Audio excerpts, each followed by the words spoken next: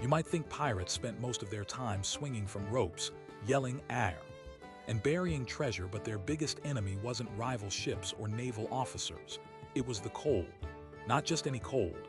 I'm talking about winters so brutal that the mercury in thermometers didn't just drop below freezing. It plunged all the way to minus 71 degrees Celsius. Yeah, minus 71. To put that in perspective, Antarctica's coldest recorded temperature is around that number. So imagine a crew of swashbuckling, rum-loving pirates trying to survive that kind of frostbite hell. Let me tell you something wild about how these sea dogs, hardened by storms and cannonballs, dealt with the kind of cold that would make a polar bear put on a sweater. And trust me, the survival secrets they came up with were not just ingenious. They were downright crazy, sometimes borderline disgusting, and totally brilliant in a way that would make modern survivalists jealous. Okay, so step one. Why was minus 71 degrees a bigger problem than, say, a cannonball to the leg? First off, water freezes solid in a matter of minutes. Try to imagine your standard pirate ship. The wooden hull, the sails, ropes, barrels stacked with salted meat and rum, all turning into giant blocks of ice overnight. The water on deck, frozen, the crew, risking frostbite so severe it could mean losing fingers or toes before breakfast. Freshwater. Forget about it, everything froze solid except for what was locked in barrels below deck. But even then, the ice sneaking in cracks could ruin their precious water supply. For a crew of, let's say, 50 pirates, their daily water intake had to be about 50 gallons just to stay hydrated. And that's before you factor in boiling water to cook or clean. If you've ever tried to sip water that's basically an ice cube, you know why that was a problem. Now, obviously pirates started with some basic ideas on how to survive the cold. Spoiler alert, none of them were very effective at first. They tried keeping fires burning on deck, which sounds smart until you realize the smoky haze froze the moisture in the air faster than you could say Blackbeard, and made the decks into skating rinks. There's a documented case from 1718 on the Queen Anne's Revenge, where Blackbeard himself reportedly had to wheel a cannon as a makeshift heater. Bad idea. Really bad idea, because the cannon fired off unexpectedly when a crew member slipped on the ice and tripped the fuse. Let's just say it wasn't pretty, and talk about ruining your fearsome reputation when your own ship's artillery turns against you. Pirates also attempted the classic layering technique, thick wool and fur. But guess what walloping minus 71 degrees does to wet clothing? It turns it into a block of ice. Crew members ended up wearing fur so stiff they could barely move, which, fun fact, meant they were less able to perform basic survival tasks like, oh, I don't know, grabbing the rigging or defending the ship. There's a diary from an anonymous sailor aboard the Witta Galley in 1716 that complains about feeling like a walking frozen muffin, and how the layers made the men so slow they got left behind during an attempted shore raid. Spoiler alert, it didn't work. Here's where it gets interesting though. But pirates figured out something clever, a survival method that was actually based on what nature was doing around them. Instead of trying to beat the cold by bulk alone, they looked at how the local Inuit and Sami peoples managed extreme winters.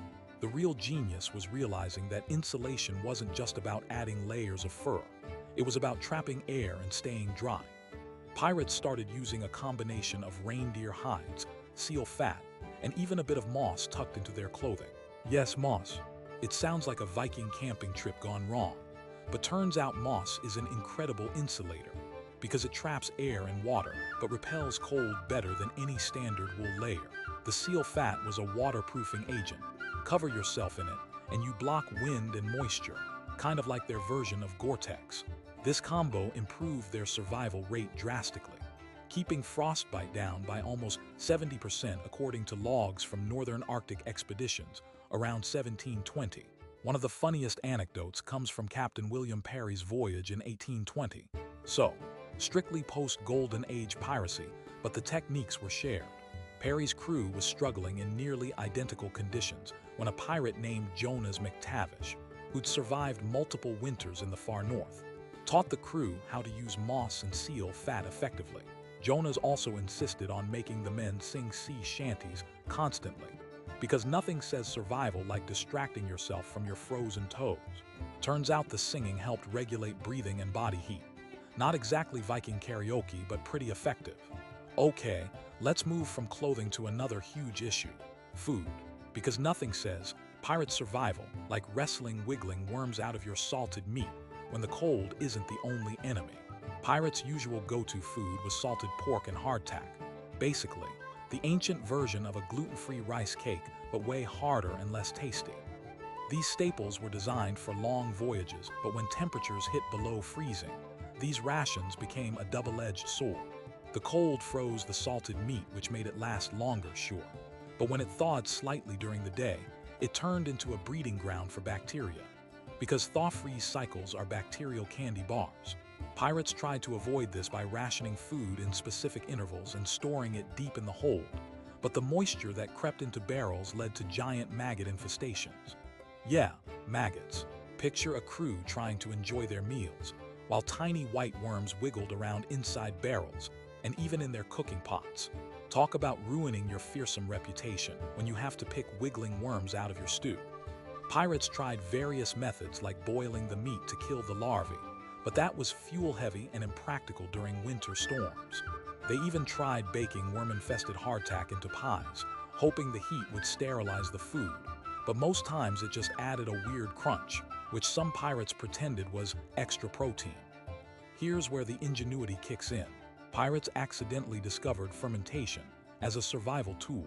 Yes, fermentation, basically their version of a water treatment plant and food preserver rolled into one. They started storing fish and meats in barrels with layers of salt and allowed them to ferment in cold conditions, creating a foul-smelling but perfectly preserved food source known as surströmming style in the north. This wasn't exactly a delicacy, more like eat this or starve.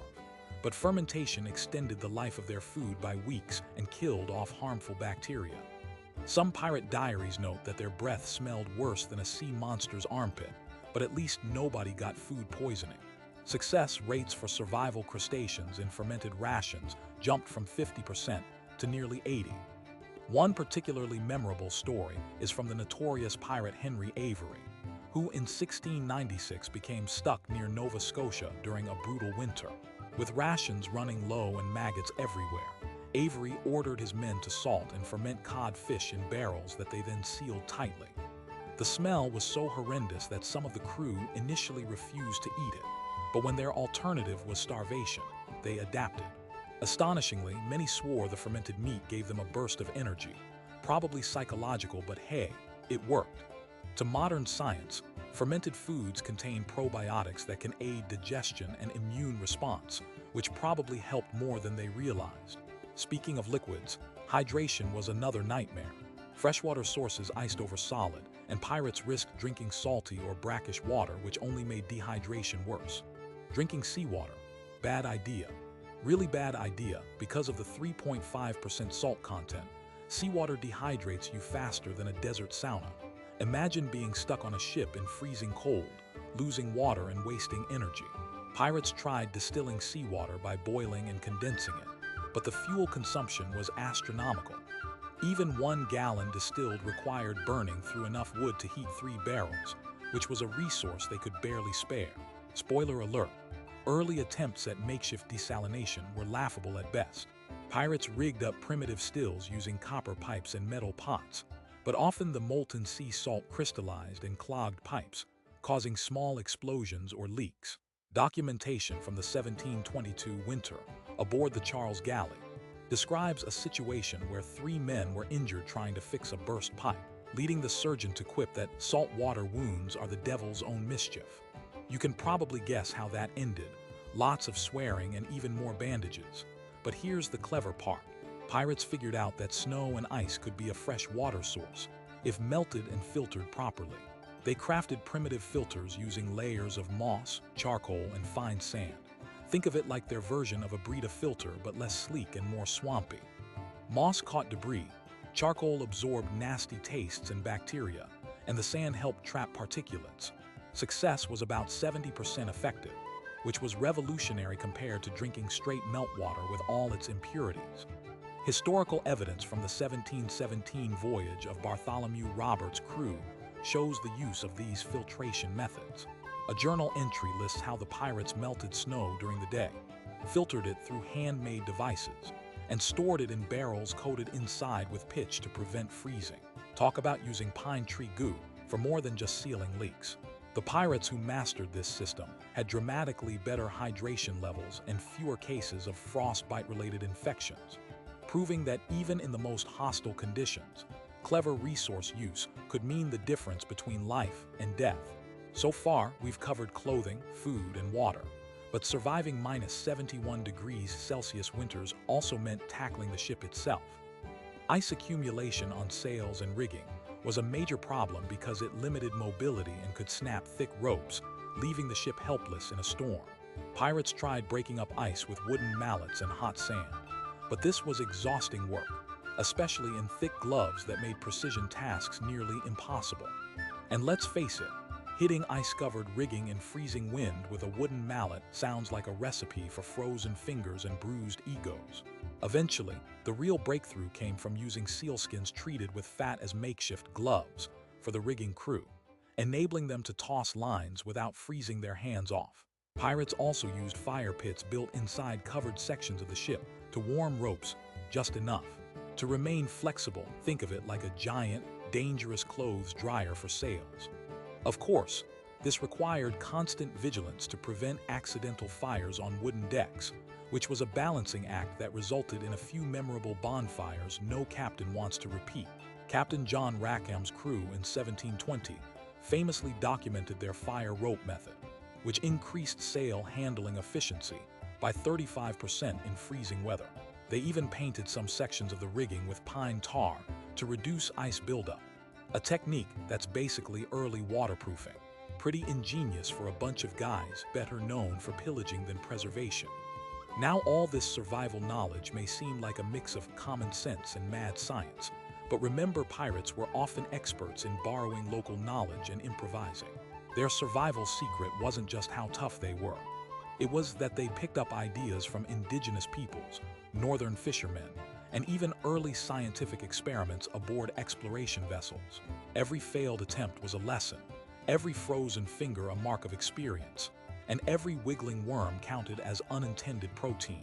So if you ever watch a pirate movie and think, how did those guys survive the brutal winters while looking so debonair?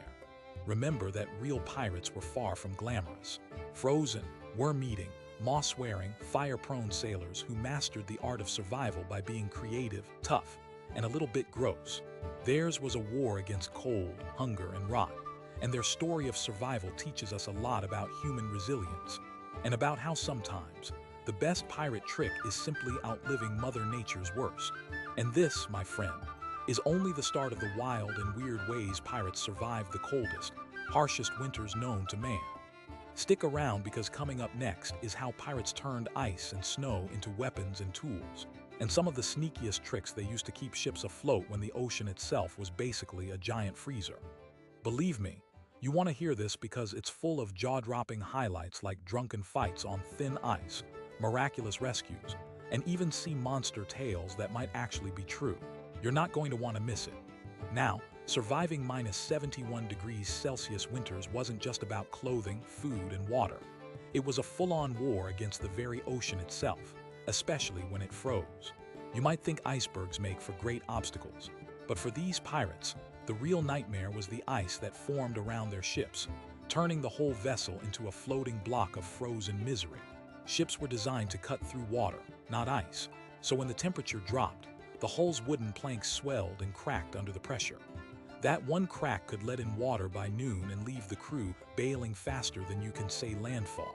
Pirates tried using fires on deck to melt thick ice sheets that wrapped the sails and rigging, but bad idea. Really bad idea. The smoke froze instantly, coating everything with a slick layer of ice that made footing about as stable as walking on banana peels on a ship swaying in a storm. There's a chilling log from the 1715 voyage of the pirate Henry Jennings, where the crew nearly lost the mainsail because it froze solid overnight, snapping it clean off come morning. Here's where it gets interesting though. The real genius was turning their enemy into an ally. Pirates noticed that chunks of loose ice and snow near the hull acted as a sort of natural padding. They would collect these blocks and carefully fit them around damaged areas before sealing the gaps with tar and animal fat. This primitive ice insulation slowed down further water ingress and reduced the freezing cold biting into the ship's frame. Kind of like putting a giant band-aid made of frozen water on a wooden wound. This method wasn't perfect. It could only keep the ship afloat for a while, but it bought them precious hours, or even days, which often mean the difference between life and death in the Arctic. Captain Thomas Smith's crew in 1723 used this technique during a near-catastrophic leak near Greenland, and instead of abandoning ship, they patched it long enough to patch another seal of ice, allowing rescue ships to find them later on. But pirates weren't just passive recipients of nature's free insulation. They actively crafted tools from ice. Yes, ice. They carved ice blocks into weights and anchors when metal was scarce, and even made improvised ice sleds to move supplies between ship and shore during shore raids on frozen coastlines. You can imagine drunken pirates tumbling down snowy slopes on ice sleds. They probably laughed more than they fought, but hey, that's survival. And when ammunition ran low during icy sieges, they sometimes resorted to hurling chunks of frozen fish or salted meat hardened into ice like hand grenades. Not exactly the most lethal weaponry, but surprisingly effective for stunning enemies or causing enough confusion to slip away. Talk about improvisation at its weirdest. Now, enough about ice and ships. Let's get into how pirates kept their sanity when every day felt like a never-ending polar nightmare. Social hierarchy on board got seriously tested under these conditions. With frostbitten fingers and bellies rumbling louder than cannon fire, the crew's usual order turned upside down. The captains had to keep morale up, or risk mutiny, which, considering the circumstances, wasn't that hard to blame the crew for. Initially, pirates tried the typical approach of brandy and rum to keep warm. Spoiler alert, it didn't work the way they hoped. Alcohol may warm your face for a hot minute, but it actually lowers your core body temperature, basically a one-way ticket to hypothermia town. Several diaries mention crew members trying to drink themselves warm only to end up unconscious in icy corners, waking to frostbite or worse. So pirates turned to a more hands-on approach, communal activities. They developed an unofficial ban on sulking, which was easy to enforce when the whole crew was crammed below deck in tight quarters, with nothing but stalemates and scurvy to worry about. Storytelling, music, and singing became survival tools just as important as their clothes or food. As mentioned earlier with Jonas McTavish's shanties, the rhythm of crew songs helped regulate breathing and maintain body heat, sort of like the original group Cardio. There's even an account from the pirate Anne Bonny's ship in 1720, describing how organized dance parties in the mess hall kept spirits high and blood flowing. You can bet they were pretty embarrassing, but under those conditions, even embarrassing beats frozen stiff. Addressing medical care, pirates faced the grim reality that frostbite and hypothermia wasn't the only enemy. They also battled infections from the cuts and scrapes that were basically unavoidable in sub-zero weather. Pirates attempted to use alcohol as an antiseptic, which was helpful but scarce, so they improvised with herbal remedies picked up along their journeys. They traded with the indigenous peoples for plants like spruce needles and birch bark, which contained vitamin C and antiseptic compounds. This was pirate medicine 101. Steal or barter, then mash and rub it on wounds. Historical logs from the Charles Galley show that treatments like these halved infection rates, a staggering achievement when you consider that untreated wounds often meant death. And yes, there was plenty of trial and error. One failed attempt involved a pirate who insisted on using seal blubber smeared on cuts, which led to an itching outbreak described in gruesome, yet hilarious terms as appearances more suited to a plague than a pirate crew. On hygiene, the -71 degrees didn't lend itself to daily washing. Water frozen, baths impossible. Pirates invented dry cleaning of sorts, rubbing down with snow and scrubbing with sand to remove grime and salt. Think of it as an Arctic exfoliation. The irony, pirates who practiced this looked just slightly less like walking frozen muffins, and their skin fared better against cracks and infections. It's basically like giving yourself a spa treatment with sandpaper and ice. Also, they'd use peat smoke, which acted as a natural deodorant and insect repellent. Because even in absolute cold, you want to keep your stink off the radar. Okay, now let's talk sleep. That elusive dream when your bunk feels more like an icebox. Pirates experimented with layering mattresses for insulation, stuffing old sails and discarded clothes beneath their sleeping mats. Some kept hot stones, rocks heated in the fire, wrapped in cloth, tucked under them to ward off frostbitten backsides. It's probably not what you imagine when picturing rugged pirates, but it was practical. On one voyage in 1719, a pirate named Samuel Heatpence McGraw earned his nickname this way, cozied up to a stack of hot stones each night while his mates froze like statues. You want to talk about a hot sleeper living in a cold world. The downside, of course, was the risk of burns.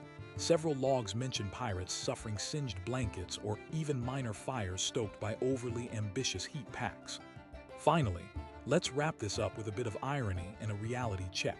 You see all these survival hacks, from moss insulation to ice sleds, from fermented rancid fish to fire-dried ropes, paint a picture of pirates not as glamorous swashbucklers, but as some of the hardest, grossest, and craziest survivors the high seas ever saw. Their genius wasn't just in sword fighting or outsmarting the Navy. It was in turning near-impossible environments into livable situations. Pirates didn't conquer the cold. They survived it with creativity born out of desperation and half-crazy experimentation. And if you think about it, isn't that the real pirate spirit? Not the flashy hats or buried treasure, but sheer stubborn endurance. So next time you see a pirate movie with sun-baked beaches and perfect breezes, remember the real story. Minus 71 degrees, teeth chattering, frostbite threatening, smell of fermented fish looming over the deck. Because the fiercest pirate tales aren't about riches or battles. They're about surviving nature's harshest damn winter with a grin, a sea shanty, and maybe some moss in your boots. Matey, turns out the coldest enemy was never another ship, but the cold itself. And those pirates, well, they beat it by being as clever and crusty as the ocean they sailed.